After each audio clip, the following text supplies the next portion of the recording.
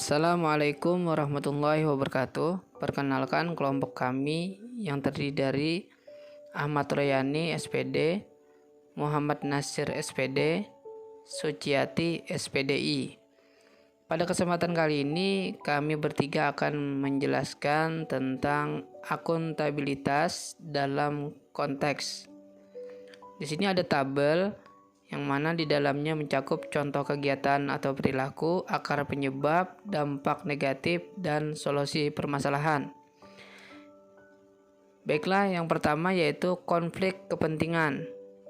Terdiri dari dua kategori yaitu 1 keuangan, 2 non-keuangan.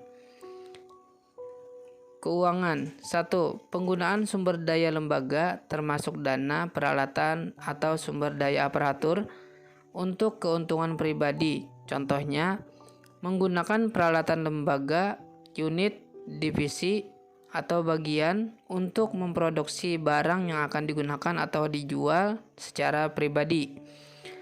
Akar penyebab: kurangnya rasa memiliki terhadap peralatan di sekolah. Kurangnya pemahaman tentang hak dan kewajiban sebagai ASN. Penyalahgunaan kekuasaan. Dampak negatif: peralatan di sekolah akan cepat rusak seperti printer, muncul kecemburuan sosial, pencemaran nama baik sekolah. Solusi permasalahan: diadakan pembinaan ASN tentang apa itu sumber daya lembaga. Diadakan sanksi yang berat bagi ASN yang melanggar. Non-keuangan 1. Penggunaan posisi atau wewenang untuk membantu diri sendiri dan atau orang lain. Contohnya, pemilihan atau penunjukan jabatan kepada kepala satuan pendidikan, guru, yang nantinya untuk kepentingan sendiri. Akar penyebab: kurangnya nilai profesionalisme, tidak ada rasa malu dengan apa yang diperbuat. Dampak negatif: tidak ada lagi nanti rasa hormat kepada kepala satuan pendidikan, memunculkan sifat acuh tak acuh di dalam satuan pendidikan.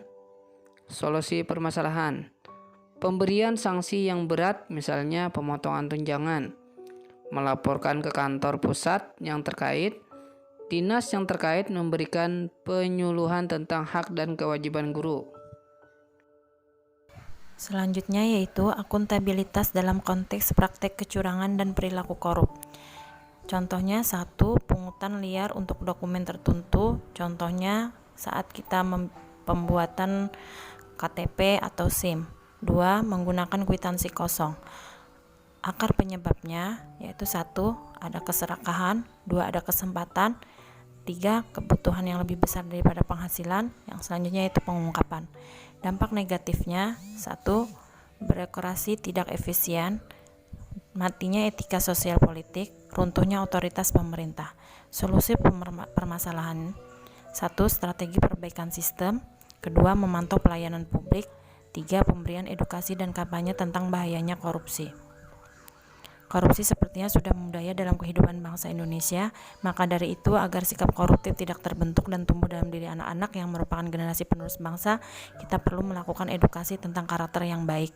Edukasi di lingkungan keluarga dapat diberikan oleh orang tua atau anggota keluarga yang lain.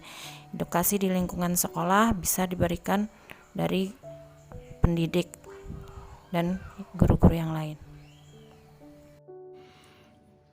Selanjutnya adalah akuntabilitas dalam konteks penggunaan sumber daya negara. 1. Menggunakan fasilitas transportasi milik pemerintah untuk kepentingan pribadi. 2. Menggunakan mesin printer untuk kepentingan pribadi. Akar penyebabnya: pemanfaatan jabatan yang diberi hak penuh untuk menggunakan alat transportasi. Kurangnya rasa malu karena telah menggunakan printer untuk kepentingan pribadi. Tidak adanya rasa cinta dengan profesi yang diemban dan tidak ada rasa takut dengan peraturan yang ada. Dampak negatif: alat transportasi dinas akan cepat rusak atau diservis. Mobilitas dalam ruang lingkup kedinasan akan terhambat. Mesin printer akan cepat rusak. Terganggu aktivitas dalam menyelesaikan tugas kedinasan. Solusi permasalahan: pemeriksaan dan pembinaan langsung oleh kepala daerah. Pejabat yang berwenang harus menegur, dan identitas barang milik negara diperjelas lagi. Sekian. Assalamualaikum warahmatullahi wabarakatuh.